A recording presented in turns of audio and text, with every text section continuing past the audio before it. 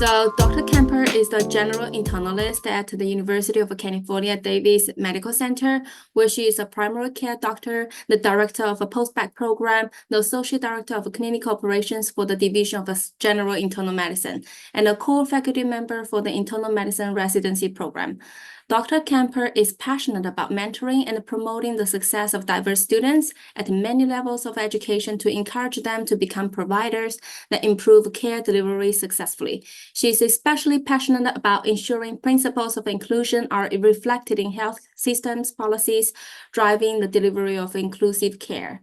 So over to you, Dr. Campa. Thank you so much, and good morning, everyone. Thank you all for joining us on a Saturday morning. We are going to cover the medical school interview.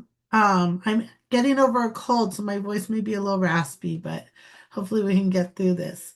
I am here for you, and so please feel free to ask questions. You can put questions in the chat, and at the end, there will be a question and answer session as well. But just so you know, I'm here for you. I'm happy to answer any questions you have. And if there's a question you ask that I can't answer, I'll just let you know. But feel free to ask whatever questions are on your mind. Since the last bio, I have gotten a few promotions. So I'm an associate clinical professor of internal medicine, which in academic medicine you promote from assistant to associate to full. And so that's kind of like a big exciting thing. And I'm also the vice chief of my division. So I got a promotion within my division as well. So, which is really a nice compliment. Every time you get promoted, people are saying, "Oh, you're doing a good job. Here's a little more money and a bigger title," which I will take it all. Thank you. Um, so a little bit, a few objectives. This is my son. His name is Leandro, and this is him being dressed up in his little doctor outfit, which I think is like the cutest thing ever. Credits to Target for selling the doctor outfit. Thank you, Target.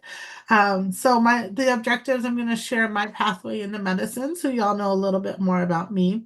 I would like to discuss professional identity formation. I think that's actually a very, very important part of the medical school interview because you all are going to have to talk about yourself related to medicine. So understanding yourself related to medicine is actually the most important part of preparing for the medical school interview.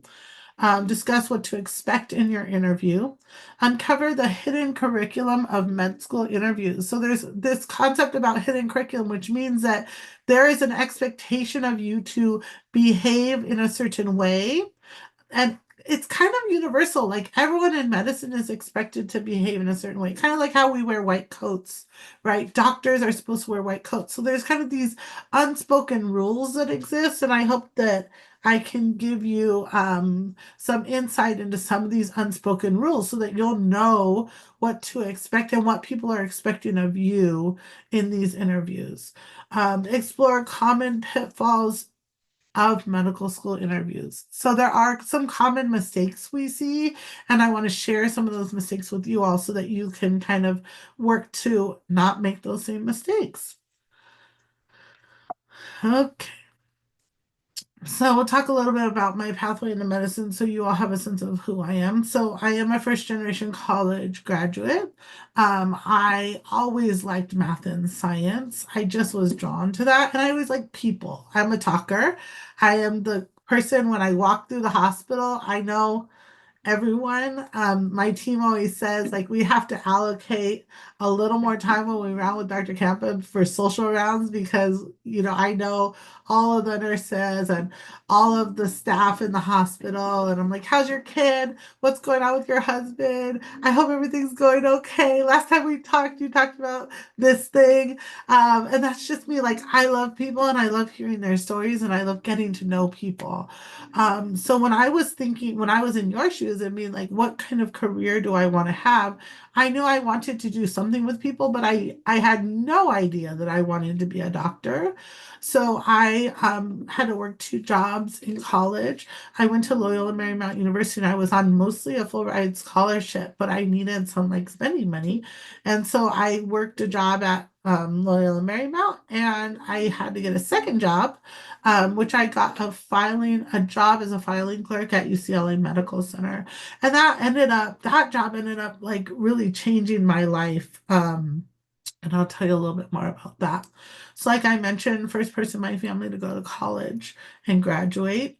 So there's all of these hurdles that you face as a first generation college graduate, and I know those things very well. Like that when you overdraw your account, right, and you're like trying to, spend the last $10 so that you don't overdraft and get the fee.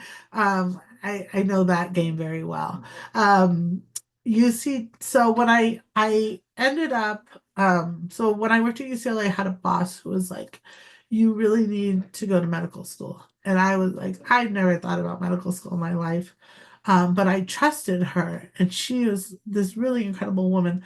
And so when she told me that, I was like, okay, well, I guess I'll try.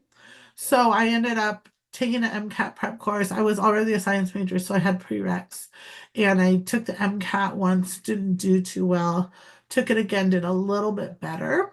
And I was like, okay, I'm going to apply to medical school. I had a really strong application. I had publications and I had been doing a lot of research. So my total application was pretty strong. My MCAT was a little low. My GPA was a little low. I ended up interviewing at Davis, UCLA Drew, and University of Illinois at Chicago. And I really wasn't interested in moving to Sacramento. I was living in LA. I loved LA. It was like it's very diverse. It's like a great city. I really, really liked living in LA. And I was like, Sacramento is kind of a smaller place. I don't know if I want to live there. So when I interviewed at Davis, so I met like the most incredible people. And it's very funny because people I met on my interview day have turned out to be like some of my nearest, dearest friends. Um, so I met these incredible people, and I was like, this is like a place for me. I just felt a connection to Davis. So I ended up coming to medical school. I had been out of school for 4 years. So medical school for me was very, very hard. Like I did not have a photographic memory. I felt like everyone was smarter than me, and I just felt like I was struggling in the first 2 years, the preclinical years. And then when I hit the clinical years, I was like, okay, I get to hang out with people again. Like I get to see patients and talk to them and get to know their stories. And then it was much more comfortable for me. But I still had this identity as like this struggling learner. And so when I entered my residency in internal medicine, I was so intimidated because to me, like everyone in internal medicine was so smart. Like people could develop all of these differential diagnoses and figure out what was going on with people, no matter how sick or how complicated they were. And so I was so intimidated, and I have this identity like I'm struggling, everyone else around me is so much smarter than me. And then when I was a third year resident, my program director asked me if I wanted to be a chief resident. So in internal medicine, the chief resident is like a very big, like prestigious thing because it's saying, okay, you're one of the strongest residents in your class, and we want you to lead the residents for a year. And so when I was asked, I was number one, very surprised, because remember, my identity is like I'm the struggling learner. And I was like, I'm sure y'all have plenty of smart people that could be a chief resident. They were like, no, we want you because you're an amazing leader. And I really didn't have an identity as a good resident, a smart doctor, or an amazing leader. And so that year was really great for me because I felt like I blossomed, like I came into my own, and I really started to understand, like, hey, I'm pretty good at this job because I care about people. And like 99% of being a good doctor is actually caring about the people that you take care of. Um, and so when I was a chief resident, I was offered a job as a faculty member, which I enthusiastically accepted. And I've had, a really wonderful career so far. I get to do things that I love to do. So I benefited from lots of mentorship, which I'll get into in a second. So I get to run the Post Bac program, and it's 20 students a year that are these incredible young people who want to be doctors, and they are really the future of medicine. And I see some of them on the call today, so I'm so excited just to see their names. I am the vice chief of my division. So what that means is I kind of oversee all of the clinical work that our division does, and I get to recruit faculty. So it's a really great opportunity to kind of work with a group of really bright people and envision kind of the future of healthcare in the arena that we can control. Um, and then I get to do my clinical work, which I do primary care as well as inpatient medicine. And I have a pretty cool job. And so I'm very grateful for the opportunity to do academic medicine. So I've benefited from lots of mentorship, and I hope all of you on the call are really thinking about, like, as you meet people, to add them to your mentor list, because there are so many amazing people that can help you in amazing ways. So this is kind of like a group of people, and what you'll notice is a lot of them don't look like me. There's not many women. Um, and so, as medicine is transforming, we want to make sure that our leadership is transforming, so that we can take care of our patients in really creative ways, and really work towards improving our healthcare delivery. So my professional identity, I'm Latina, first and foremost. I'm a general internist. I'm the director of the Post Bac program. I'm a medical educator. I think I'm an innovative thinker. Most of the time I feel that way. Sometimes I feel like I'm slipping on my innovation.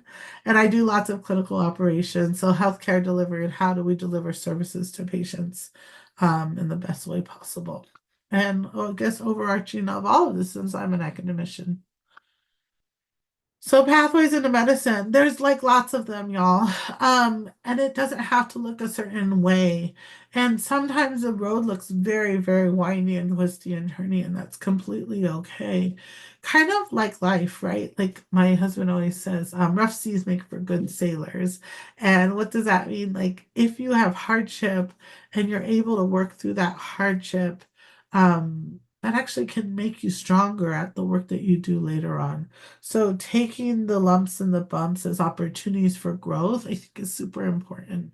So my pathway, I went from high school to undergraduate, and then I took 4 years off, worked, and then I went to medical school residency. I was a chief resident, and then now I'm a doctor. And it can look lots of different ways. You can go to community college, you could go to pre-health programs, special master's programs, post-bac programs, regular master's programs. Medical school can take you 3, 4, 5, 6 years.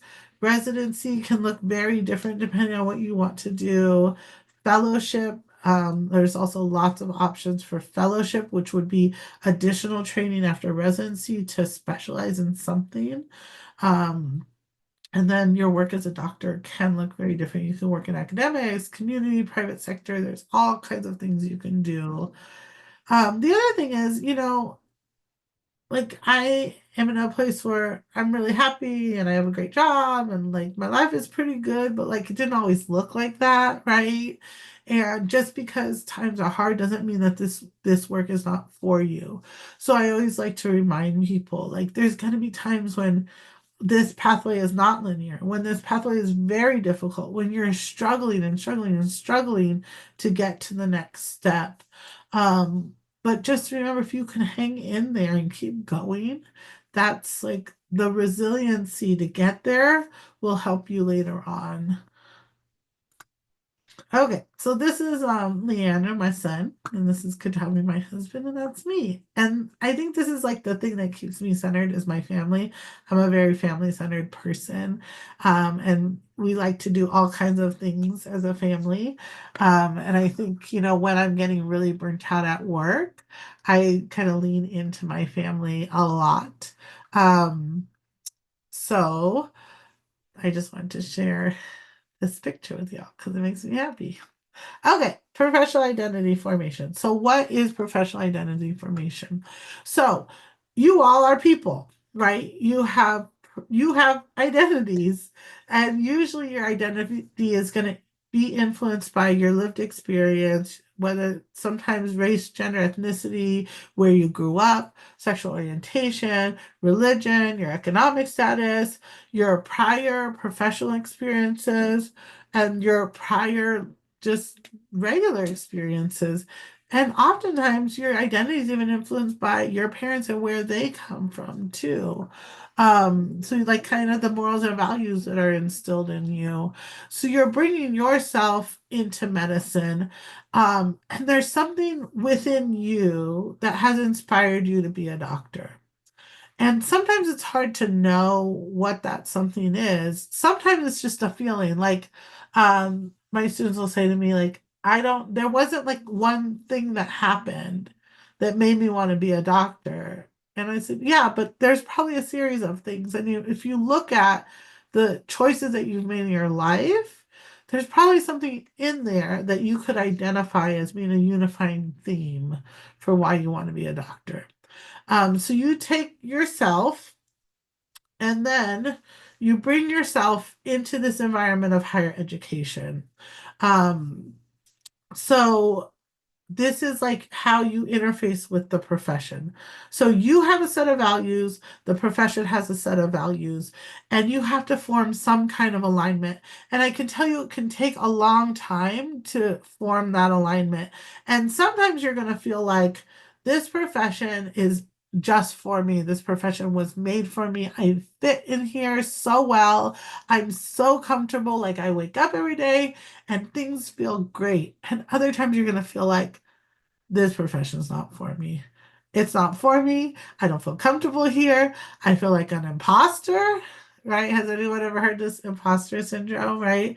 I feel like I don't belong here. Let me just wait until someone figures out that I'm not supposed to be here, and then they're going to know, and they're going to catch me, and they're going to kick me out, right? This feeling of imposter syndrome is like, can be so strong because sometimes some people, and I would say like me included, where I come from is floridly different from the Institute of Medicine. Like it took me a really long time to feel comfortable in the environment that is medicine. And so like sometimes you'll be aligned and sometimes you're not going to be aligned. But for the sake of the interview, you're going to need to do some work to identify where there is alignment. Um, and knowing that this identity is going to evolve over time. But it's really, really, really important for you all to envision yourself as doctors. When you are in that medical school interview, you are coming to that interview as a doctor. And the reason it's important to envision yourself as a doctor is because if you can't envision yourself as a doctor, how are you going to convince someone else that you should be in their medical school?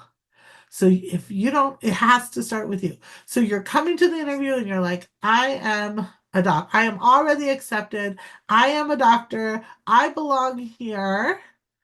Um, Even if it's something that you tell yourself that you don't quite believe just yet. So thinking about the your personal values in alignment with the values of the profession, the beliefs of the profession, and the behaviors of the profession. And again, that will continue to develop over time. So when I think about professional identity formation, like this is like so I play softball. I still play, even though I'm getting to be an old woman with very painful joints. But on Tuesday evenings, I play softball. And so I show up to softball one day and I am dressed in exactly the same outfit as one of the people on my team as their, 4-year-old daughter, right? And I was like, we laughed so hard because I walked up and we looked at each other. We were in the same outfit. And I think like even now, I'm not going to reveal my age, but I look very good for my age. I can tell you all that. Um, so I like envision myself as this kid, and sometimes, I think, what am I doing here? Like, how did anyone trust me to be here and to be in the role that I'm in? And so just knowing that like you're gonna grow up and you're gonna fill whatever the calling is, you will be able to show up and do that job and do it really, really well. So I just love this picture. So why is it important? Well, because I can tell you all. this is not easy. Medical school is hard. Residency is hard. Being a doctor is hard. And you have to know who you are, because if you don't know who you are, you might lose yourself in the profession. And the most important part of the interview, of your practice, is actually holding on to your values and knowing what your values are. So when you Google physician, this is what you get. Lots of men, nothing that looks like me, right? So I need to know that I belong, that, I show up and I'm in my white coat and this is exactly where I'm supposed to be. So that part of forming your professional identity will help remind you why it is, why you're supposed to be here, you need to be here, and you need to stay here. Sometimes, so this is we just went to Atlanta. I presented at a conference, and then we went to see some sharks. This is Leandro, and he's on the outside of the tank looking in, right? And I think you're gonna feel this way sometimes. You're gonna feel like you're an outsider, like looking into this world that you don't belong in. And again, like being really tethered to your why medicine is very, very important, because that will help you feel more like you belong, even if you are just telling yourself that sometimes. So why medicine? So for me, like this is the white coat ceremony where the students that got in from the post-bac were all in their white coats, and previous post-bac students are here, and so it's just like a really cool reminder at what an impact is being made for healthcare. And the future of healthcare is very bright with these amazing people. So for me, like I keep showing up many days because of my students, because they inspire me to keep showing up. Because I'm like, if I can't show up, how am I going to ask them to show up, right? So on those really hard days, making sure I know what my why medicine is really important. Okay, here we go. This is what we all came for. What to expect from the medical school interviews. So, as many of you know, there's kind of these two flavors of interviews. One is like what we term as a traditional interview. You're one-on-one with an interviewer. They're going to ask you a series of questions. Some schools are going to have like standardized questions where they have all interviewers ask the same kind of questions and then you answer them. It's more of a conversation and more kind of like a job interview. You should expect things like, why do you want to be a doctor? What is something you struggle with? Tell me about an experience that's meaningful to you. Sometimes there will be kind of what we call curveball questions, like you're on an island and there's three animals. And there's a lion and a bear and a cat. What animal do you save and why? And you're like, how is this related to anything? I still haven't figured out how that question is related to anything, but people ask it. So you pick an animal and then you talk through why you would save that animal. Um, there's so it's hard to predict all of the questions you'll be asked, but many questions kind of exist on the internet. So if you Google medical school interviews, it's going to give you lists and lists and lists of questions that you can practice with. In the only traditional interview, usually you'll have a small number of interviewers, like 2 to 3 interviewers that you'll meet. One of the downsides of a traditional interview is that there's just a few people that are rating you. And so sometimes if there's not philosophical alignment with that person, then it can be harder to do well on the interview. Um, and then there's multiple mini interviews, or MMI, which many schools have moved to. MMIs are done very differently in many schools. And the other thing about MMIs is that you should expect stations or a station or a few stations that are still this traditional interview. So in a multiple mini interview, there's going to be a series of short interview stations. Usually there's like some kind of prompt, meaning that it'll be like, you're sitting, you're in a classroom and there's someone in your class that's struggling with X. How do you address that? So there's kind of a prompt that will tell you a scenario or will ask you a question. And then you're going to answer that question. And usually it's a timed, interview, a few minutes. So you'll have like a period of time to answer the question. Sometimes actors can be used, and sometimes it's going to be like uh, a situation that you need to navigate, and sometimes other people will be involved. So it's hard to predict exactly how it's going to go. But one of the things about multiple mini interviews that I think are positive are that you get to interface with lots of different raters. So the chances of being rated more fairly, I think, are a little bit higher. One of the negatives about multiple mini interviews, people that are really introverted have a harder time in MMIs. So if you are introverted, meaning like you get really shy or you get really nervous, because you're being asked to do so many different things, it can be a little bit tougher for people that are very, very quiet naturally. And so you're gonna have to really push yourself to be talking and expressing yourself. And the thing that's happening in your head, you got to figure out how to get it out so that you're able to articulate your thought processes.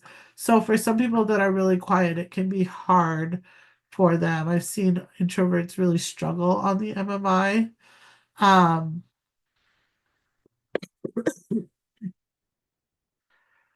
okay. So when you're answering these questions, consider using a framework. So take a moment to actively read the prompt. Start by directly answering the question, then share a story that embodies the essence of the question. So, for example, if the question is, um, what is your greatest strength? And my answer is I really think I interface with people really well, regardless of their background. I'm very comfortable hearing people's stories and eliciting a story from them. For example, when I worked at UCLA as a research assistant, I got to know the staff in the hospital. They really helped me navigate things like the technician in radiology. When I couldn't get an x-ray for my patient, I was able to call them directly because we had a relationship and they could help me navigate that situation. So you answer the question, share a story, and then you want to summarize the main points of your story and apply it to the question and to medicine. So in summary, my interpersonal skills are very strong, which I think is going to help me be a really good doctor in the future because I'm going to be able to interface with my patients regardless of their background in a way that they can be really comfortable. So you want to summarize the main points of your story and apply it to a question. So read the prompt and try to actively read it, meaning like you want to really, as you're reading it, be thinking about what your response is going to be. Start with directly answering the question, share a story, and then summarize your main points and try to apply it to medicine if you can. So the most important thing of this whole interview is you. Um, Medical schools want to get to know you. They want to know how you think. They want to know how you they just want to know what's going on in that head of yours. And so making sure that you can show up and be the best version of yourself is the most important part because it's going to be really hard to prepare for every scenario that you encounter. But if you can just be genuinely answering, like to the best of your ability, try to answer the scenario in a way that is really you, that's what they want to see because they want to get to know you. And if you don't tell them who you are, there's not going to be a way for them to know who you are. So being memorable, Maya Angelou, I think she said it best. I learned that people will forget what you said, people will forget what you did, but people will never forget how you made them feel. So remembering this, right? Like if you are genuine, it's much easier for people to connect to you. If they can connect to you, they are going to remember you. If you are not genuine, if you're scripted, if you're trying to be someone you're not, people are going to read through that and then they're not going to be able to connect to you and maybe even be turned off by you. Okay, so what's the hidden curriculum of medical school interviews? So remember that this is professional school, y'all. This is higher education, and medicine is a conservative sport. It is not the moment. You can have any view that like I'm not saying don't be you, okay?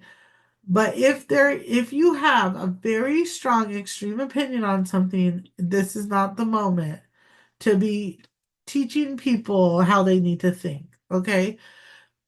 You want to make sure that you are kind of um just bringing the most conservative version of yourself to this interview. It's a professional interview, right? I think sometimes people forget like you have to show up and people have to meet you and be like they're going to be a doctor, right? So part of that is kind of bringing your most professional self. And we talked about the hidden curriculum and it's there. So there are expectations of you and we'll go through some of those things. So start with Zoom. Um, practice your camera angles, right? So my favorite is when people are on an iPad and an iPad is kind of tilted like this. And so then you get this view right here where you're like looking over the iPad and then it's tilted so that it's very distracting. Or if your screen is bent like this, then it's gonna be kind of this angle here. You want to have a straight on angle and you want to be at about 2/3 of the middle of the screen. Um, make sure your background, if you can't come up with a background that is like if you want to have some art back there, that's great. But it's better to have a plain background with nothing than something that's distracting. So if it's a piece of art that's not distracting, then go ahead. Um, but again, you don't want people to be focused on your background or trying to read the sign that's behind you, right? You want them to be focused on you. So if it's just a plain background, then that's completely okay. Internet connection. Oh I my would goodness. also add on your Oh, background, don't make political statements or anything that is even, it's great that you want to be an individual and but that's not the place or time to do it. not the You moment. you would be surprised how many people decide to make political statements or any kind of statement Right. with their background stuff. Um, yeah, and then also making sure that you not all cameras and virtual backgrounds look the same on every system, so try to limit as much as of it you can. Internet connection. Okay, y'all should be practicing. It breaks my soul. So I'm on our admissions committee. I run one of the meetings where we review lots and lots of applicants. And when I see like spotty internet connection, broke up the whole time, unable to understand what the applicant was saying, I'm like, my soul falls apart. Okay. You can predict internet connection. Like if you need to go to a friend's house or like you need to be in a place where you know it's going to be quiet and you know that internet works because this is one of the most important interviews that you're going to have. And it's really, really hard to rate people highly if you can't hear what they're saying. It's incredibly distracting. So please, please, please practice and make sure that your internet connection is strong enough to support video. The type of device, I would stay away from iPads, try to use computers. If you have a laptop, you're going to want to prop it up onto something, like put some books underneath it so that, again, the camera angle is straight on, because that will just be a better angle for you. Another trick is to put like a sticky in the place that you need to be looking so that you're looking straight at the interviewer, because if you look in the middle of the screen, like sometimes it will seem like you're looking off somewhere, and you don't want them to think that you're reading from anything. It's okay to take some notes, but if you spend a lot of time writing, then this is what they're going to see, right? Your head is going to be down, and they're going to be like, what are they doing? They can't, the hard thing about Zoom is that you can't see everything that's going on. You can only see what's happening, like in the little box. So if someone's doing something and they don't, it's unclear what they're doing, then you, as an interviewer or a rater, you're just like, what is happening right now? Please be early. This is another thing that breaks my soul. It's like showed up 3 minutes late. And even though it's 3 minutes, 3 minutes is a long time in a 5 minute interview. That's over half of the interview, right? So if you have an MMI station that's 5 minutes and you're 3 minutes late, you've missed half of the interview. And practice, practice, practice. Do you want to tell Dr. Fitzgerald's about being on time and late? Quote. What? I don't know her quote. Oh, it basically says if you're on time, you're late. If you're late, you're gone. If you're early, you're on time. Oh, okay. So She's always Dr. Fitzgerald is an amazing internal medicine doctor who has passed away now, but she is like such a pioneer in the field of internal medicine.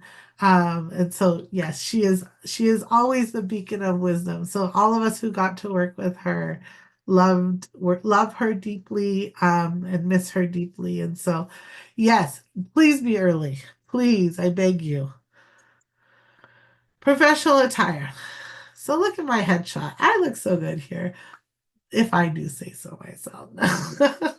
So remember, they're going to be looking in this box, right? So you have to wear a jacket. You have to wear a suit jacket. There is no like, people will be like, well, can I wear a dress? Yes, you can wear a dress, but put a suit jacket on it. You have to, the expectation across the board, regardless of gender, is you have a suit jacket on. Do not stray. Don't like, I'm wearing this sweater for you all today. I would not wear this sweater for a medical school interview. I would have my suit jacket on. It just has to be done. Um, ties, yes, definitely a tie. Dress shirts, yes, definitely a dress shirt. Okay, so beware of neck embellishment. So sometimes people wear like these big necklaces and it's so distracting. So remember, we're leaning into our conservativeness. Again, making statements. I know that we all like to make a fashion statement. It is not the moment to make fashion statements. I remember when Ruth Bader Ginsburg died and someone wore her like that classic neck piece that she wore, and it was for a West Coast interview, so it ended up being okay, but I was like, oh, you rolled the dice on that. Because if you were in a more, you do not know the politics of the person that you are interviewing with, and there is zero way to predict it. You could look at all of their work and they could seem like they're on one side of the political spectrum and they're voting on another side. So do not make assumptions, just keep it plain and nice. Be very, very careful about statement pieces. Just don't do it. Stay away. Stay away from a statement piece. Stay away from a political poster. Just stay away. Hair is another big one. So someone told me like I have to straighten my hair because that's more professional. When I straighten my hair, I'm so hot and uncomfortable. I don't feel like myself. I never straighten my hair. Also, in my opinion, curly hair is wonderfully professional. Um, as long as it's, like looks combed, right? So for people who have facial hair is okay, but it needs to be trimmed up and nicely done. Go to your barber or your hair person the day before and make sure that it's clean. And My uniform too. uniformed clean. My pet peeve is the neck hair. Like if the hair is extending like all the way, we gotta clean it all up. Okay. You wanna be like the most put together version of yourself. Yeah, because what is it, 5 hours? Shit, no. Your hair doesn't grow equally, so like make sure if you want to have a what is it, 5 o'clock shadow that it's neat. That's how I was couldn't think of it. Yeah, Make sure it's neat. You could just take a trimmer and trim it because your hair does grow like even you can see with me, like it doesn't grow uniformly. Like one side grows more than the other. yeah, yeah. Spend the $20, go get the I line know. up. Just make sure it's Yeah, nice. and some people like in the olden days you had to shave for a lot of stuff, but some people break out. So Mhm. if you're also going to be somebody that's going to break out, like it doesn't like on Zoom, it doesn't look, or even when you're in person. So if you're one of those people that breaks out after shaving, you could have a 5 o'clock shadow, but make sure it's evenly trimmed. Because some Yes. people do break out, like a lot of like African Americans get the stubbles on their like neck and stuff, and so you could avoid that by just doing a little trim and not shave. So. I cannot tell you the number of times medical school interviews, residency interviews, where someone doesn't wear a suit jacket. That's it. Do not rank. Like just please wear the jacket. Just put the jacket on. It might not be your style. Wear the jacket. Okay, communication matters. If you are communicating outside of your application, first of all, my general rule is you submit your application and you leave admissions committees alone. You do not contact them because the risk of you contacting them and messing something up is very, very high. So if you are going to contact an admissions officer, maybe you want to give an update. Like maybe you submitted your application and then after you submitted, you did a bunch of research and you're like, this research is super important.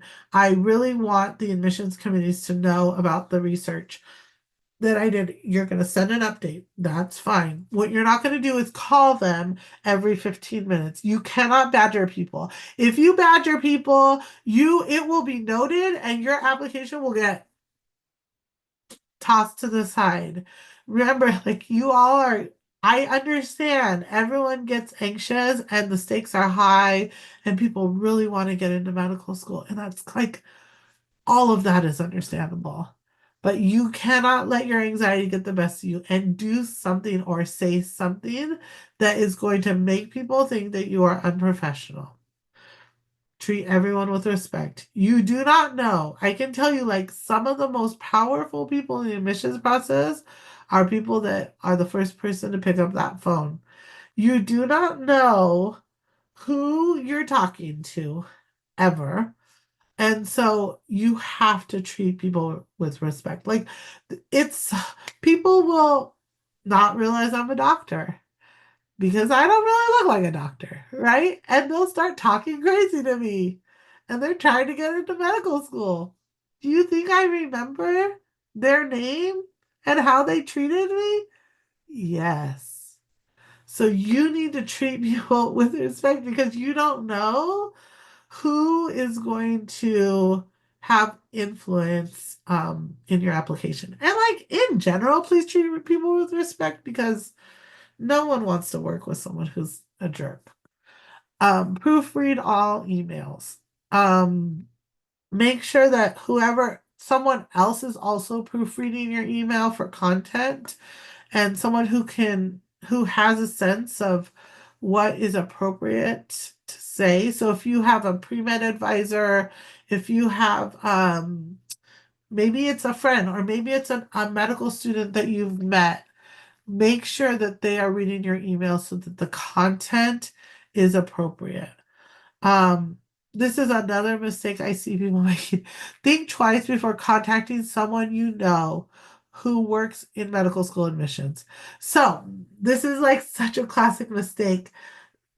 Like, I'll get a phone call from someone who works in an admissions office in another institution who is a close friend of mine. And they'll be like, so and so contacted me. Why are they contacting me? And I'm like, I'm not sure. This is like one of my students. Let me find out. So I contact them and then they're like, oh, because I know they work in admissions. And I'm like, do not contact people. Here's the thing. You have a personal relationship with someone, it is unfair to participate in the review of their application. So as soon as you have a personal relationship with someone, you have to declare that and recuse yourself from reviewing their application. So if someone doesn't know you, but their values are in alignment with your values, you just need to trust that they're going to be advocating for you. You do not need to be contacting them and telling them, hey, I'm applying to your school. Please like look out for me and make sure that you rate me high or whatever. I don't even know what people are trying to think is going to come of that conversation, but just don't do that. Because the moment you have a conversation with someone, they can no longer participate in the review of your application. And like people probably, there's going to be students applying to medical school that it's going to be important for me to participate in the review of their application, right? Like there's going to be things about that student that I'm going to recognize as being really, really helpful. From a physician standpoint that maybe someone else will not see as clearly as I might see. So just be really, really careful if you know someone's on an admissions committee that if you want them, if your values are in alignment with their values, they're probably going to be looking out for you and doing whatever they can to have you come to their medical school because people want other students that have values that are in alignment with their own. So this medical school admissions process in general is like very high stakes, right? And it's also very much scrutinized. And so everyone that does admissions has to be really careful about making sure that they're being really, really honest because we don't want to be disrupting the process. Like we want to be allowing people to matriculate into medical school where there is a mutual relationship between the applicant and the school of medicine. And we don't want to disrupt that process because it then becomes unfair for other people and creates an unfair advantage. Research, research and prepare. So, the mission of the medical school you're applying to is incredibly important. It's really also important for you to understand how your personal mission aligns with their mission because that's what you're going to want to be highlighting in your interviews. You're going to want to develop some questions in advance that you're going to be able to ask along the way. Try not to go online and find the questions in advance because what we see, the questions are going to be out there, right? Everyone has to sign a statement saying that they're not going to disclose the questions for the MMI. What do people do? They go to their interview, they create an anonymous profile on studentdoctor.net, and they post all the questions. Like they're not really being honest with the thing that they've just signed. The downside to going on there and getting the questions, you may feel like it's helping you prepare, but what's actually happening is you can become overly scripted. So you lose the essence of you, and instead you're just like reciting this thing that you memorized. And over preparing is actually almost as obvious as under preparing. When someone seems scripted, it's very easy to tell. Like we want people to be their genuine self. We really want to get to know them. We want to know how you think, how you would respond. Um, so try not to go online and get those questions in advance. The other thing is do not read the response. So it happens all the time where people, like a very predictable question is why you want to be a doctor.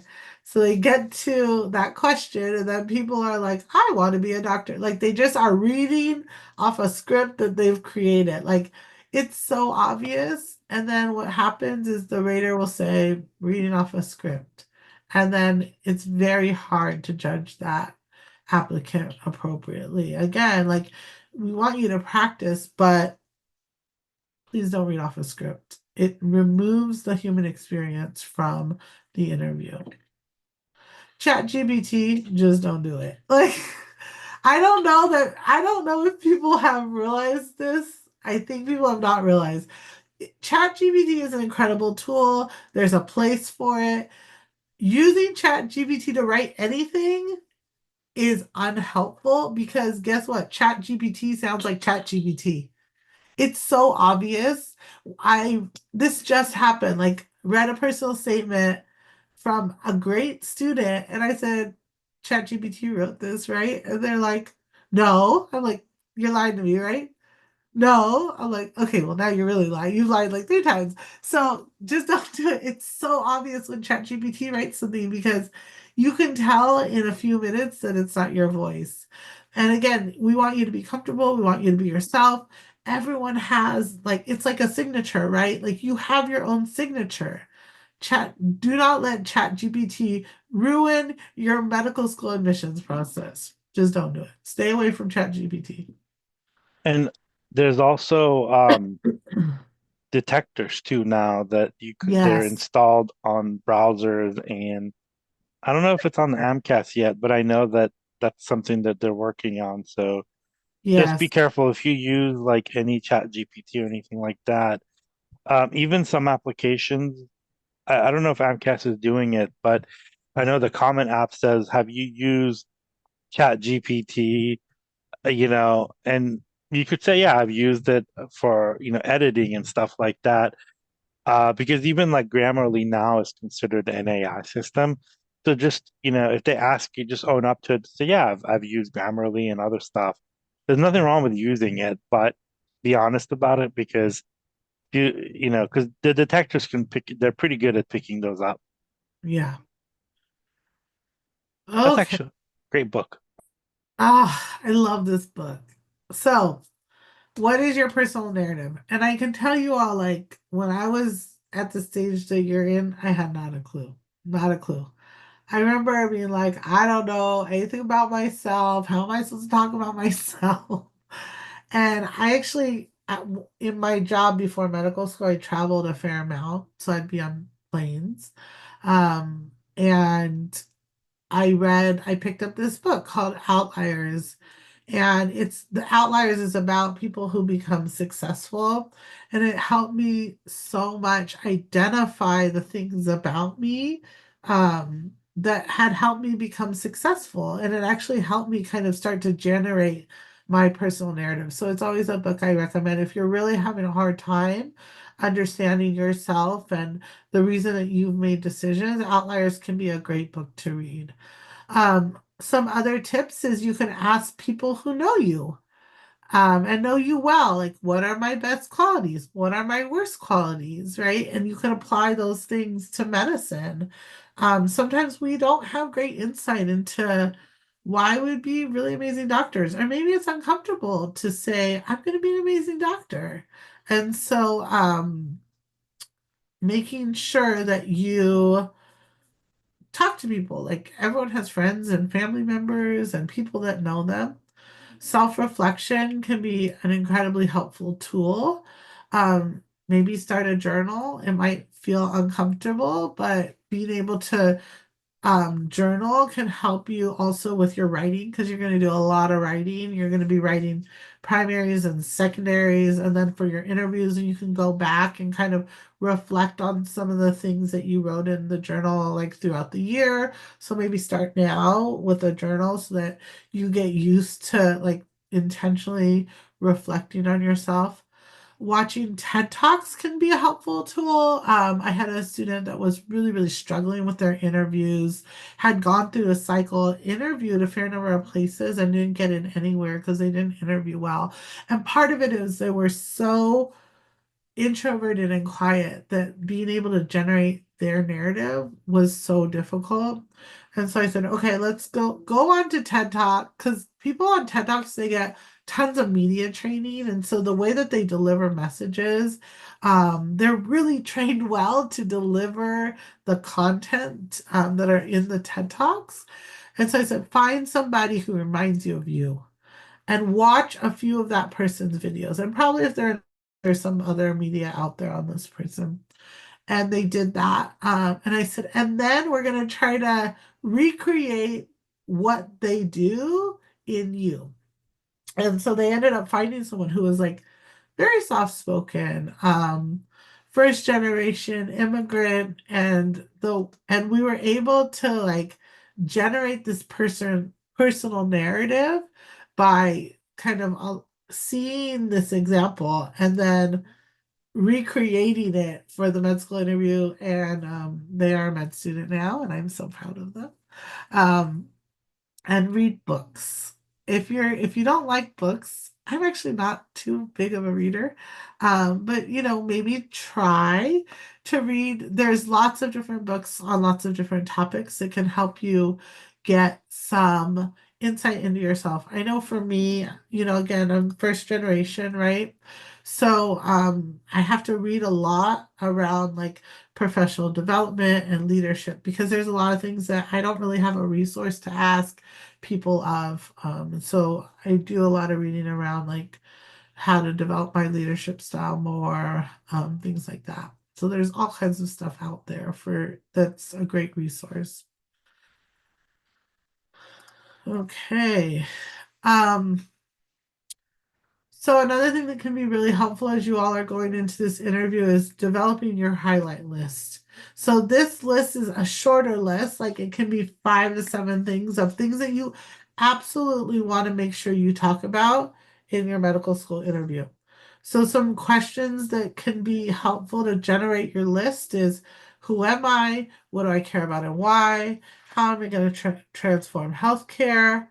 What is my why medicine? So making sure that you have this shorter list of things that you want to make sure that you tell the admissions committee about. And sometimes it can be helpful to have your list there. So if you get nervous, it's just a short list, right? If you get nervous, you can glance at it and be like, oh yeah, I wanted to tell this story, or I wanted to make sure I shared this one thing. Practice, practice, practice. Okay, how are we doing on time? Are we good? What time do we start? 10? Okay, good. Okay, we're almost done. Then we'll do questions. MeMentor.org is a great resource. It has practice MMIs that you can sign up for. Again, Google medical school interview questions. You'll get all kinds of stuff. Try to stay off studentdoctor.net, Reddit, TikTok, anything that makes you upset or heightens your blood pressure or your heart rate. Just stay away from it. Practice with friends and family members. The other thing is, like, we all have computers that have recording capabilities. Record yourself, and self-critique is it can be really, really helpful. Common pitfalls. I'm going to go through these quickly so that we can get to questions. I talk too much. Putting the interviewer to sleep. This is Leandra again, featured as sleeping.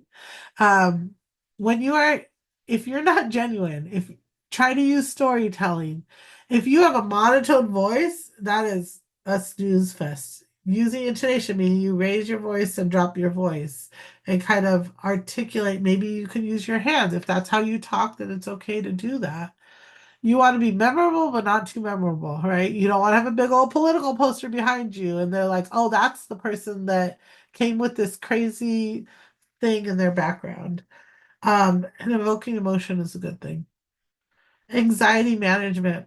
So there's a few different things you can do. Like, one thing I like to do if I get really nervous is I think about a place where I'm super comfortable. So for me, it's playing softball. So I like visualize myself on the softball field, and that just helps me get focused.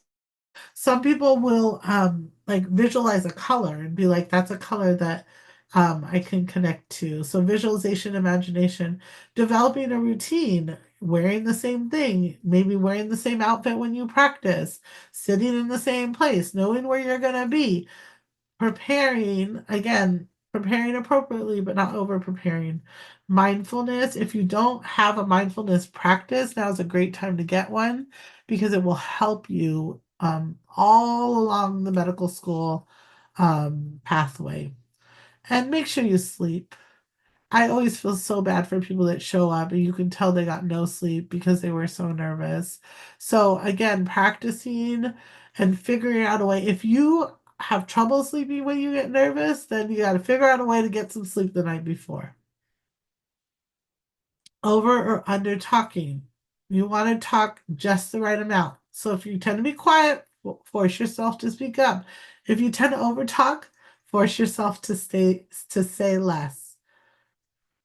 Moderating your cadence. If you talk too fast, no one's going to be able to follow you. So this is Usain Bolt. He is so fast. Don't be Usain Bolt. Slow it on down.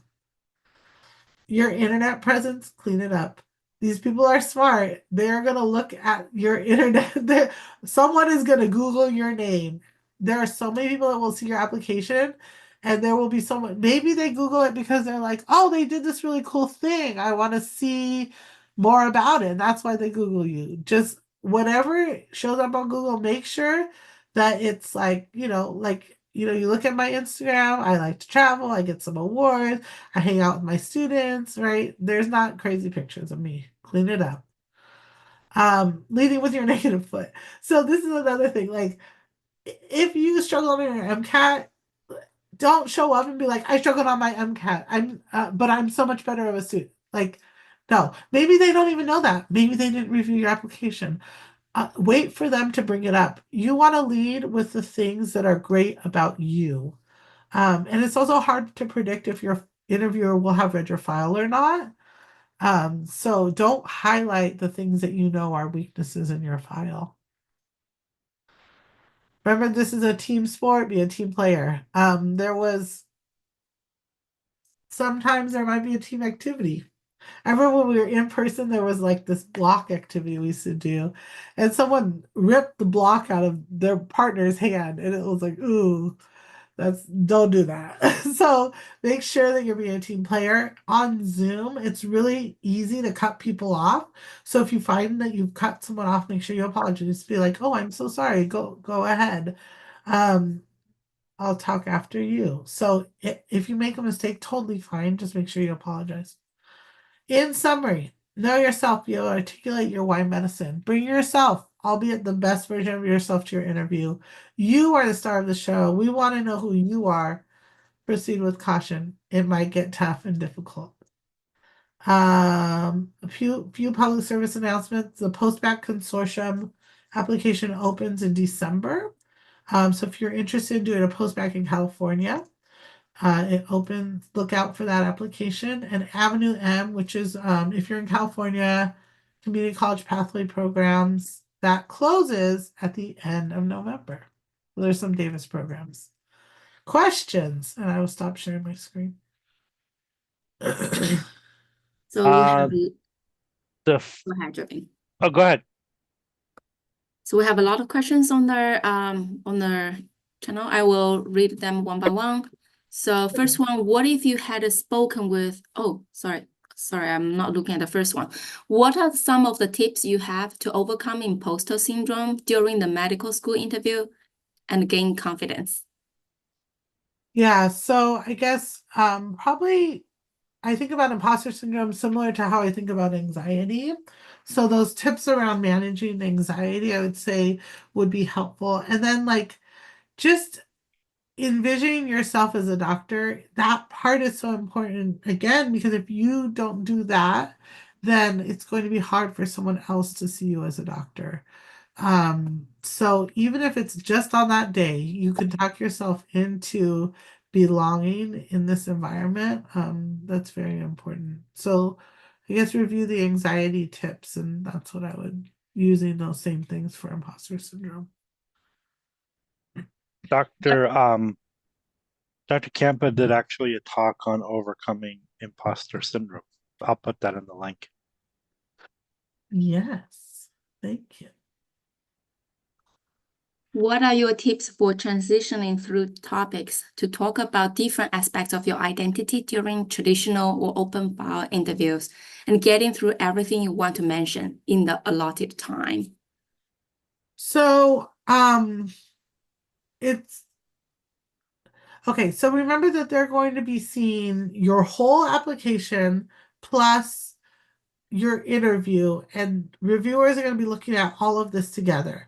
So it may be that you don't get to every single part of your identity in your interview. It's better just to pace yourself and get to what you get to, knowing that you might have talked about in your application, and you want to highlight in your interview the most important parts. And the other thing is you want to kind of have a theme of when you're responding to the question, you want to have a theme. So you want to make sure there's not too much content in one response. So knowing that you're going to have lots of opportunities to talk about yourself, but that there may be things that you're going to have to let go of that you're not going to be able to talk about. But if it's in your application, then you have covered it. The other thing we see sometimes is people using the same story over and over again. That's kind of the opposite of too much content. Um, and it's like, remember that even though there's like one station, people are going to be looking at the whole thing. So if you're using the same story all the time and you see in 7 stations they're using the same story, then you're gonna be like, oh, they didn't have enough content in preparation for the interview. I was also thinking about the part you mentioned about the summary of key points. That actually really helps to hear as well. Yeah. Next question, does the interview framework work well in both a traditional interview and MMI? Yes, it can. But I would say in MMI, if it's a scenario, then just do the scenario. Sometimes people will like do a scenario and then try to tell a personal story, and you're like, don't do that. Just if it's just a scenario, then answer the scenario. But if it's like a question, then you can use that structured framework. How imperative are having questions prepared for the interviewers? I think this is the first question. And the second question here is it a make or break for showing interest in a particular school? It's not necessarily a make or break, and sometimes there will be sections of the interviews where you ask questions that are not part of the rating. But I think it just being inquisitive about the school, like there's no way to look at a website and know everything about a school. So I do think it's important for your own, like gathering your own knowledge about the school. But I don't think it's gonna, if you have no questions, I don't think that it's as big of a red flag as some other red flags. And how imperative are having questions prepared for the interviews ahead of time? Yeah, I think just general questions are fine. You're usually not going to know who your interviewers are ahead of time. Sometimes you will, but most of the time you won't. Do you recommend sending or uploading interest letter if you applied 3 to 4 months ago and have not heard back about the interview? I don't recommend. So many people send those letters. Many of them are never opened. So I don't think that they're helpful. Um, yeah, so I don't think you need to do it. You have to understand too, there's about 8,000 applicants and maybe 2 or 3 full-time staff. So if everybody's sending 2 updates, they're never going to get to their work. So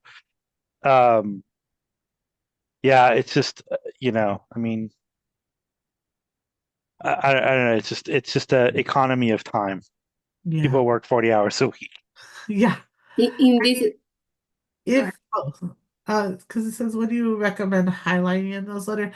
I'd say only send something if there's something really big. Like if you did, like if you had a new experience, it was different from what you talked about and will add to your application. you can send it, just because if there's a chance that the review committee sees it, then that can be helpful for you. But if you've been like working at a physical therapy group when you applied and you're still working there, but you've worked more hours, like you don't need to send that in an update. Only if it's something that's really an update. You get your paper published in Nature. Yeah, yeah, send that. Like first author in Nature. Yes. Should you And use a also there's a saying, no news is good news. So if you haven't heard anything back in 3 or 4 months, that means that you've not been rejected. Yeah. I think there was And another they're slow, and some places are slow. There was a question, or part of that question was that you felt confident in your application, but you haven't heard back. It is still fairly, if you applied this cycle, it's still fairly early. I know it doesn't feel early, but many people will not hear back until February, March, April. I guess we stopped interviewing like early March is probably the latest. Um, and then it's the same thing for admissions. You can hear back for an acceptance as late as the day before medical school starts. Like my favorite story is one of my classmates who got into a school in the middle of the country and was driving there and then got accepted into Davis, and in their U-Haul U-turn. This is a day before classes started, and had to drive all night, and they were like in their seat by the time the class, the first day of med school, and that's when they got in. Should you use a background that has a logo of the school you're applying for? No, because you're not in there yet. So your background, you really, again, like a neutral background is the best. I would just stay away from logo backgrounds because there is no logo that you need to be telling the medical school about at this juncture. So You're not technically you're not allowed to use their logo. yeah, don't do it. What is that thing when you use someone's Trademark. trademark? Thank you. It's a trademark violation. You don't have right to that logo unless they pay you a big paycheck or something. Okay, if you have a curly or coarser hair, is that not professional? No, curly coarse hair is very professional. Just make sure it's uniform, Coiffed. coiffed, uniformed, cut. What is your opinion on a nose stud or ring? No stuttering. I think it's okay as long as it's not distracting. So maybe you put in like a smaller ring, but if like there's this big ring, then everyone's gonna be looking at the ring. So if you have facial jewelry, that's okay, but it can't be distracting. It has to, really be like something that doesn't distract from you. Can I also just say something? Just Yeah. know that most people in medicine are 50 to 60-year-old white men from the Northeast, And maybe even like 70 and 80. I 70s. mean, like, And some of them are retired. Yeah, I mean, a lot of yeah, schools use retired. So we have a different you're generation. not going to get a lot of people that look like Dr. Campa, and you don't know who's going to be on that end. So just know, and I understand, like in certain cultures, nose rings are a cultural thing, but just know your audience, and your audience is 50, 60, 70-year-old, white men, and they might not take to it. So Yeah, lean into your most conservative self. yeah. What if you had spoken with the dean of admission of a school years before you have applied? I think that's fine. Like people will speak to deans of admissions, right? If you go to a pre-health conference, the dean of admissions is going to be there, you'll talk to them. That's fine. If you are the dean of admissions nanny Godson. or cousin, like that is a conflict. Um, And if you've met a dean of admission, do not reach out to them and be like, I applied to your school. Can I talk to you? Like, just don't do it. Don't do that. But if you've spoken with them at some point, that's completely fine. And they aren't going to know you. You know, again, like if they have a personal relationship with you, that's different. But if you have just spoken to them once, they're going to be able to review your file because they're not going to have known. I mean, okay, I can say like Mark Henderson is our dean of admission, and I'm pretty sure he has a photographic memory because that man remembers everything. Like it's Everything. everything. Like he will meet people once and he'll remember so much. I'm just always like amazed. But most regular humans are gonna not quite remember all the details, or even if you had one conversation, that's not a conflict. But if you are contacting them to get them to vote for you, don't do that. Yeah, and most places, most schools, deans don't have a vote. They're the chair, right? So some places don't have a vote on the committee. They chair the committee, and so it like, and the only thing it will also do is that they have to recuse themselves because they actually like have a contract with the university. Everybody does, not just a dean, conflict of interest. And certainly in California, like how many pages is it? It's something like 30 pages that you have to like it's a pretty long thing, so just don't do it. Yeah. But if that you've spoken to them at a conference, that's fine. How can I ensure medical schools don't overlook important details like my 4.0 post-bac GPA during application review process? I had this happen with a school. No control. I mean, that's the reality of it, right? Like you have no control over um how they review your application. So there's nothing you can do. All you can do is just submit and pray. And don't try to control anything because if you try to control it, it can go astray. And they're pretty smart people. They pick up things. Yeah. And people are missing a 4.0 post-bac GPA. That's a big miss. For dual degree program essays, should applicants mention names of faculty members who they've taken classes with and want to work with on future research projects? I would say no. So, sometimes people do this thing where they'll like name drop, right? Like people will do it with me, or they'll be like, "Oh, like I know Dr. Campa," and it's like no one's impressed by me, like don't name drop me, just don't do it. So, I don't think that being that specific will be helpful at the admissions level. And remember that if there's a natural fit, like they're going to see if you worked with a faculty member, they're going to see it on your application. So you don't then need to use the space to highlight that person. You want to use that space to highlight you. And then yeah, so I don't think that you need to be dropping faculty members' names or Yeah, and if you've taken their class and they've liked you and they want to work with you in the future, hopefully they wrote you a letter of recommendation, and that has a lot more weight than name dropping someone. yeah. And it can be a turn off. Like I've seen it go not well for people when they've started name dropping all these people, and then they're like, I know so and so, and it's like, they're like, you want a cookie for that? yeah, yeah. It's better just to talk about yourself. Oh, you also don't know if that person, somebody's reviewing that person, they don't like that person at all, and they're like, I don't want another meeting me to deal with. Right. So name dropping has also a positive and a negative. Yeah. Are applicants allowed to reuse their own materials like previous applications, coursework? Reuse. I don't understand that question.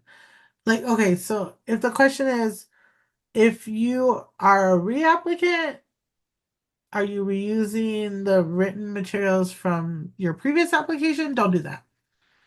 Because people will pull up your previous application, and if your previous application and the current one look the same, they're going to be like, they did not have, take the time to redo the application.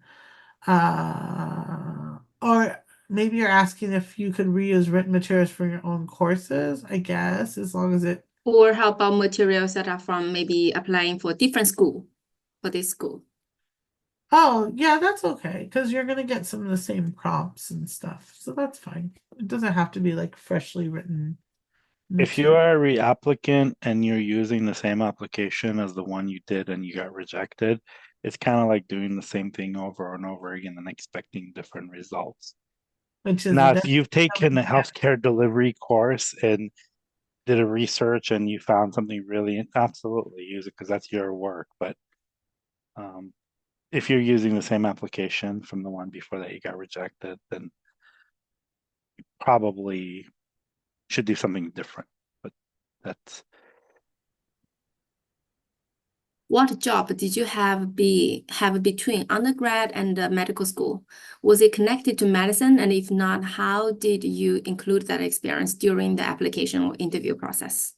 So for me personally, I worked in healthcare. Once I got that job at UCLA, I've worked in healthcare since. So I did have a research associate position um, that was in medicine, but I have mentored many people that have had jobs that are not related to medicine. So if, I'm sure you all have a talk on the expectations for medical school applicants, but if you have already had a research experience, enough of a research experience, enough clinical experience, and you now have time to, like, I had an applicant go work at Disneyland because they wanted to work at Disneyland. And it's like, yeah, I was like, yeah, you've done all this clinical experience, all this research stuff, and you want to go work at Disneyland, go ahead. So it doesn't have to, it's going to look different for every person. And most jobs you can actually apply lessons learned to medicine. And so like if you're a server at a restaurant, like how many people do you have to interface with? Like there's so much you can talk about to apply that to being a physician. So it doesn't, not all of your experiences have to be in healthcare, but you do need a certain amount of experience to be able to pass the threshold and for people to be like they have enough experience to know what they're getting themselves into. Would sharing a disability you have, even if it helps explain why medicine hurt your chances? No, so there is actually very strict legal guidelines around protection for people with disabilities. So first of all, you don't have to disclose anything, but if you want to disclose anything, you are able to, and there's protection so that they can't use that against you as part of deciding if you're going to be a good medical student or not. I have a related question here. Would the disability actually impact the discipline that you actually can take, the courses or? So, because of the Protection for Disability Act, you have to provide reasonable accommodations for people with disabilities. So, for an example, like we have had students that are legally deaf. So, we need to provide in their clinical, like preclinical, clinical years, um, you know, American Sign Language interpreting in ways that they can still do their job. So, there's lots of so do medical schools do that perfectly? No, but you do have legal protection where you can't they can't discriminate against you because of that disability. Would it be okay to have my artwork on the background? Sure, as long as as long art as is it's not subjective. distracting. As long as it's not distracting, right? If it's neutral colors and that's fine. But using it as the background, like instant Yeah, blur, no. I think it's too subjective. distracting. Art is subjective, so you don't know what other person on the end. There's a lot of cultural colors that you can't use, that have Yeah. certain cultural meanings and you don't know is going to be on the other end. So But also plain background's just so much. You don't want them to be look at your art. You want them to look at you. So just a plain background is so much better. put it on your Instagram. Yeah.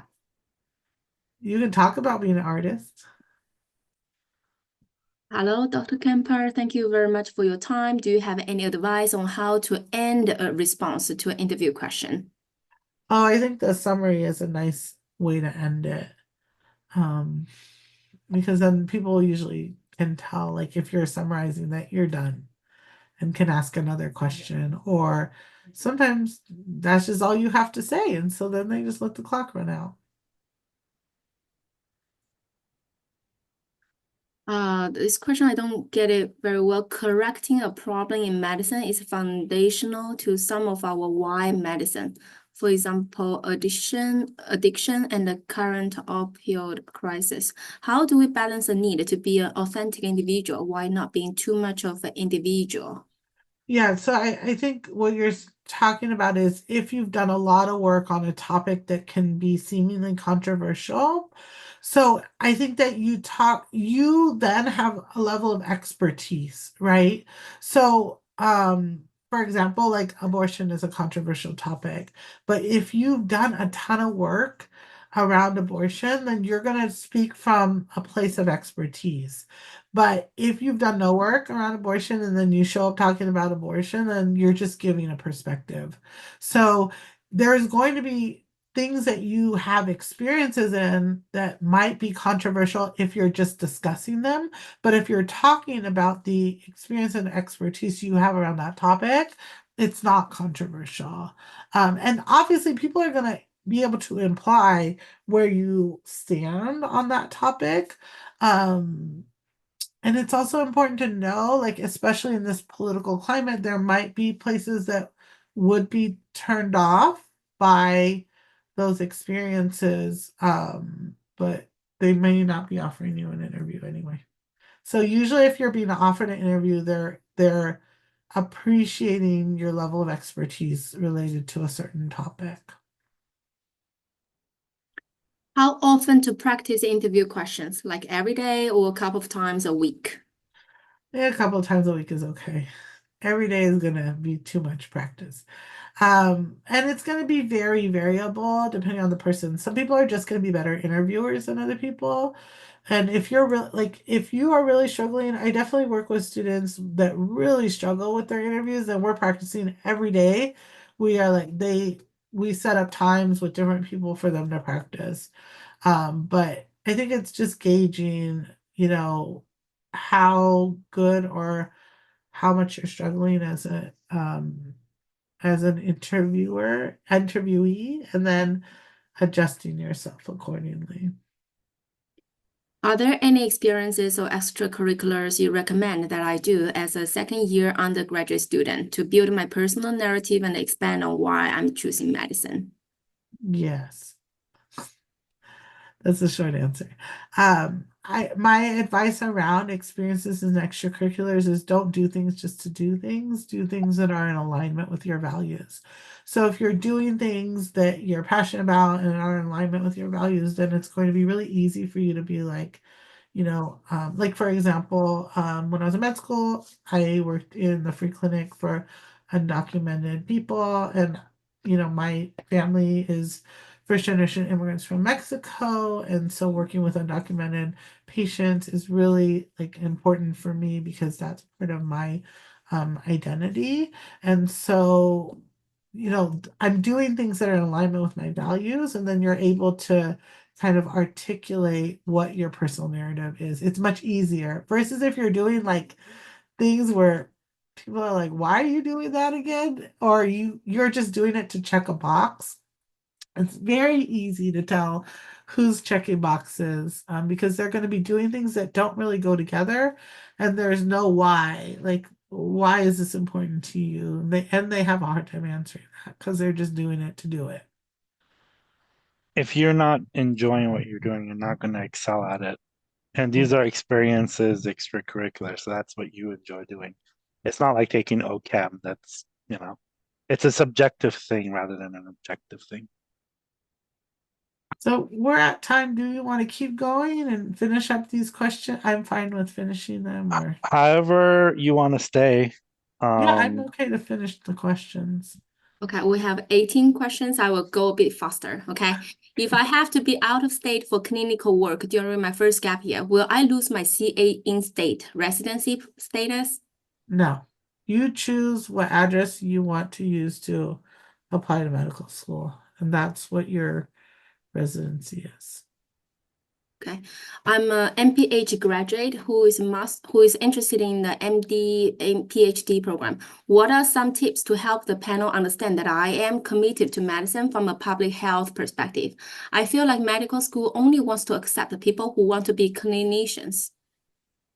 Thank you. If you feel that way, that's not true. Many people want to do many things.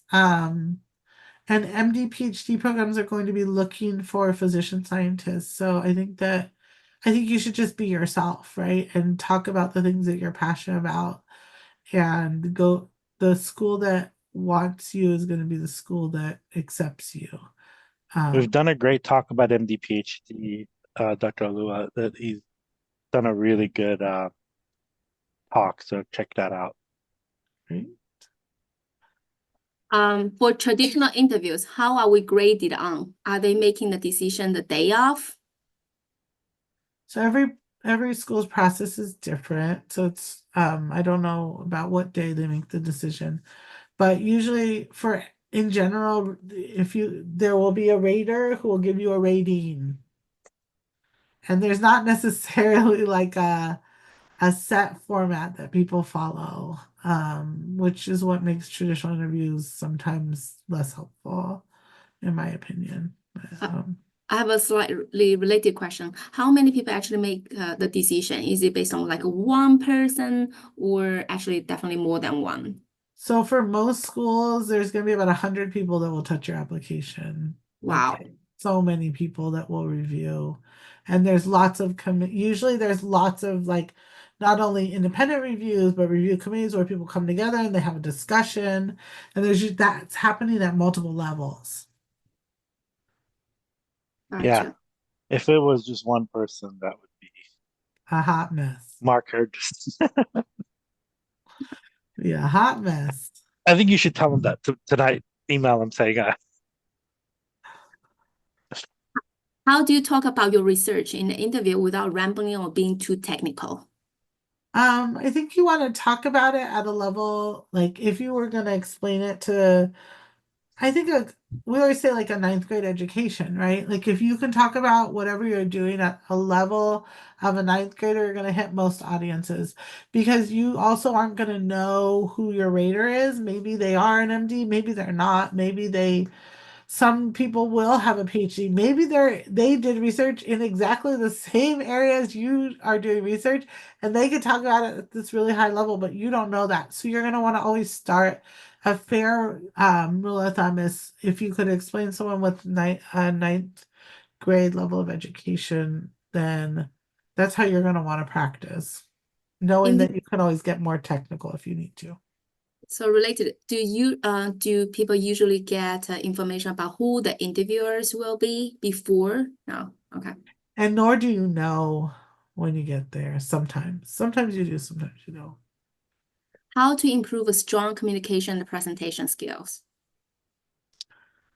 Take a public speaking class. Toastmasters. Toastmasters, yes.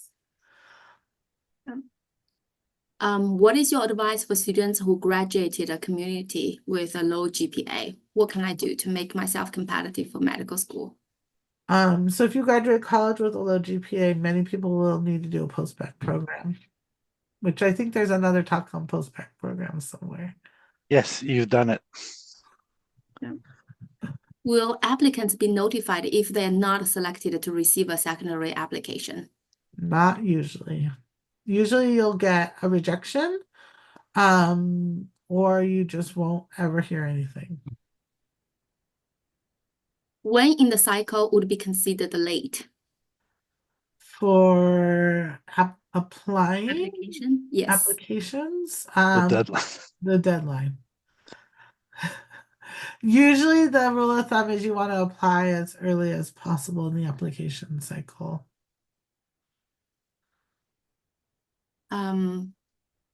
For female applicants, should we wear skirts or pants during in-person interviews? Would pants be considered not as conservative? You can wear a skirt or a pant. You don't, I mean, I'm gonna say it, but I don't know that needs to be said. Make sure the skirt's not short. And then, but pantsuits are completely fine. So for in-person interviews, you're gonna want to wear a full suit.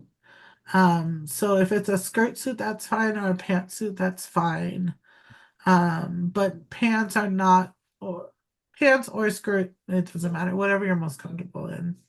Yeah, it was the old saying that women should not be wearing pants, but that's like a 1950s thing. I think now you're fine if you wear pantsuits or or skirt Whatever you, suits. Yeah, whatever makes you comfortable. yeah, I mean, I like to wear skirts, but whatever you want, Juven. We support you. Do you have any preference for wearing makeups in interviews? Any advice for applicants with facial acne? Yeah, so you can wear makeup, that's totally fine. It just needs to be like conservative makeup, right? So if you have facial acne and you want to cover it up with some makeup, that's totally fine. Um, just make sure, like, it's probably not the moment for bright colors or glitter or big fake eyelashes, right? Like you're not going to a club. Just think about like you're going to a very conservative interview and making sure that your makeup is in alignment with that. and there's a new invention called YouTube that they've done a lot of, like they have a lot of things on makeup and how to put on makeup. So definitely, Yeah, and um, even like I think like even many men will wear makeup and that's 100% fine too. yeah. And some people even when you do Zoom because of the lighting, some people do put on makeup, and that's totally fine. Yeah. Is it better to sound more happy and excited or more calm and professional? It's very sound like yourself. Um So I just avoid being monotone because if you're monotone, like the same tone through the whole thing, then it can become very hard to pay attention to what someone's saying when they're talking out like this, like within this range of their voice. But you should just be yourself, whatever that is. If you're an excitable person, then that's who you are. Being excited is not unprofessional. It's just like you need to be appropriate, right? Like if you're screaming, like don't scream. Just be appropriate. How do I go about explaining a low GPA in interviews? So you wouldn't necessarily be explaining it unless they ask about it.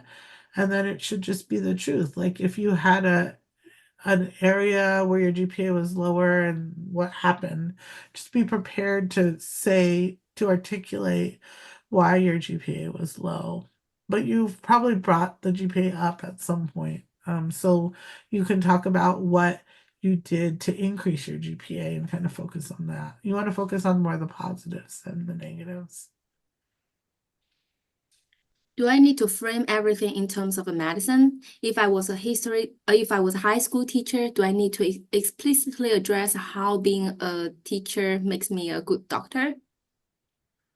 I think there's an opportunity. So do you need to know? But I think there's an opportunity for you to talk about being a teacher and relate that to being a doctor because there's so many ways in which you as a physician are doing so much teaching. So I would conceptualize that as an opportunity that you want to use to apply it to medicine, but not everything needs to be framed. I'll put that link on there too. One of our friends was a high school teacher before she went to medical school. Oh yeah, I'm sure she gave a talk for you, She right? did, yeah. She I'll was, put that link in there. yeah, She put was that. she was a high school teacher for a couple of years and then We went to love medical school with Dr. Campa. we love her. Okay. Um, were there any bad or overused answers that you have heard regarding current problems in healthcare? Bad answer. I think it's maybe unprepared answers. So, just having some topics that you've researched and researched well, and if there is topics that you could research that have overlapped in your experiences, that can be helpful. Sometimes people just aren't prepared, and so they start talking about something that they haven't prepared very well, and then it can be a little bit rough to sit through.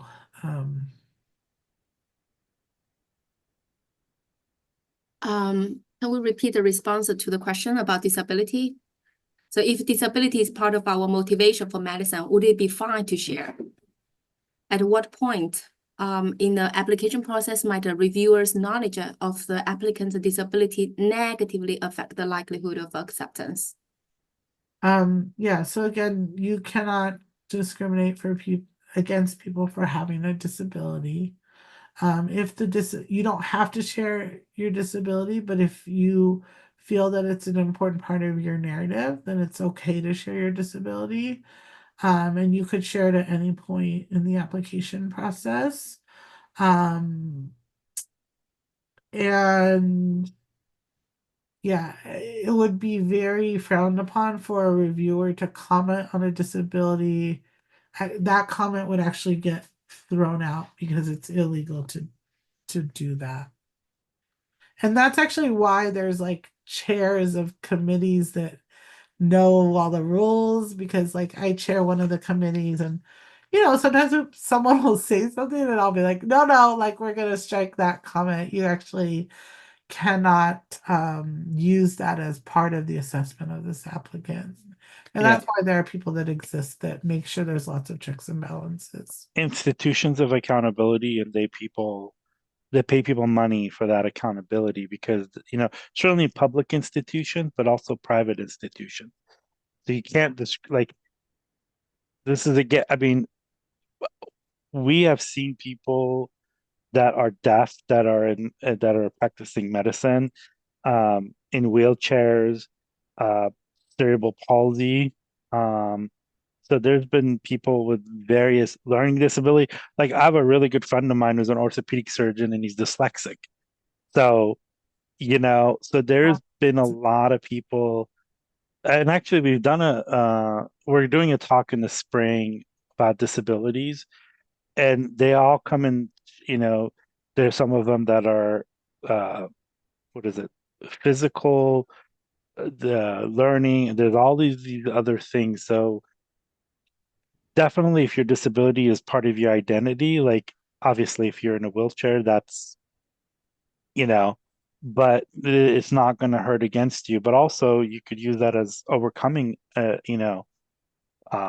those things. And I don't know what this person's disability is. So yeah, definitely, you shouldn't be afraid of it. Like there's accountability at the institutional level, but also part of the larger thing. So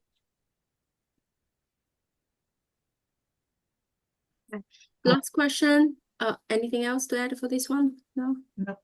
Okay, last question. When in the cycle would be considered late if we haven't received the interview invites? And when should we consider reapplication? I would say February. If you haven't gotten anything in February, then it's getting towards the end of the cycle, and consider reapplying. Well, the interview cycle will end before the admissions cycle ends, right? So usually if you've interviewed, then again it can go all the way up to like June when you wouldn't get in, and that's when the new cycle is reopening. But if you're getting very few interviews around February, then you can meet with your advisor and start thinking about a reapplication process. Thank you, Dr. Camper. I have been extremely beneficial, hearing your sessions. Thank you all. It was fun to be here. great seeing you again, Dr. Campa. Thanks for inviting me.